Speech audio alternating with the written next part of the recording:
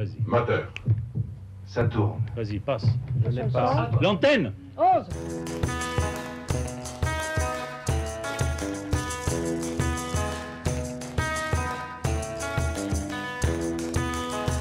Avez-vous déjà entendu parler des Finsta? Si ce n'est pas encore le cas, ça ne saurait tarder. C'est une très grosse tendance d'utilisation du réseau social Instagram aux États-Unis.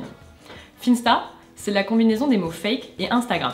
Et ça désigne un compte secondaire que l'on crée en plus de son compte principal, son Rinsta, Real Instagram. Mais à quoi ça sert un Finsta? C'est un compte Instagram où on publie du faux contenu. Loupé! C'est même l'inverse.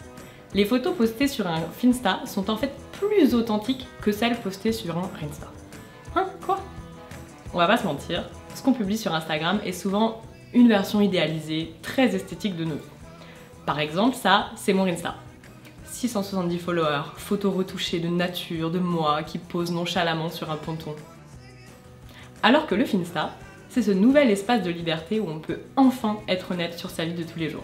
Photos moches, non retouchées, scènes de la vie quotidienne, mèmes, confessions ou petites anecdotes en légende. Bref, on y publie tout ce qui n'est normalement pas Instagrammable. Allez, je me sacrifie, ça, c'est mon Finsta. 16 followers, selfies, vidéos pas éditées, photos floues, clairement pas la même ligne éditoriale que mon Insta. Vous l'aurez peut-être compris, une autre caractéristique importante du Finsta est que c'est un compte privé où les followers sont triés sur le volet. On ne partage pas sa vraie vie avec n'importe qui. Le Finsta a un petit côté secret. Ça enlève tout de suite la pression du nombre de likes par exemple, et ça libère la parole et les contenus. Mais sous ces allures plutôt fun, la tendance des Finsta naît en fait d'un réel malaise. Instagram a été désigné en 2017 par la Royal Society for Public Health comme le réseau social le plus nocif pour la santé mentale des jeunes.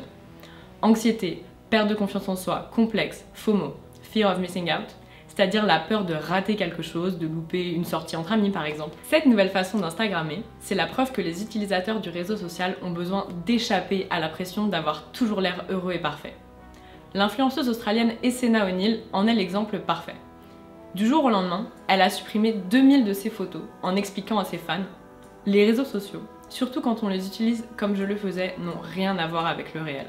C'est un système basé sur la reconnaissance sociale, le nombre de likes et le succès en fonction du nombre d'abonnés. Tout ça m'a consumé à petit feu. » Sous les photos qu'elle a choisi de laisser sur son compte, elle a réécrit les légendes pour dévoiler la réalité derrière ces clichés. Sous cette photo, par exemple, on peut maintenant lire « Ce n'est pas la vraie vie. J'ai pris au moins 100 photos dans cette position afin d'obtenir un ventre parfait. J'ai très peu mangé ce jour-là. J'ai crié sur ma petite sœur pour qu'elle continue de me photographier jusqu'à ce que le résultat me convienne. » Morale de l'histoire, avec un Finsta, la vie est plus sympa. Au revoir.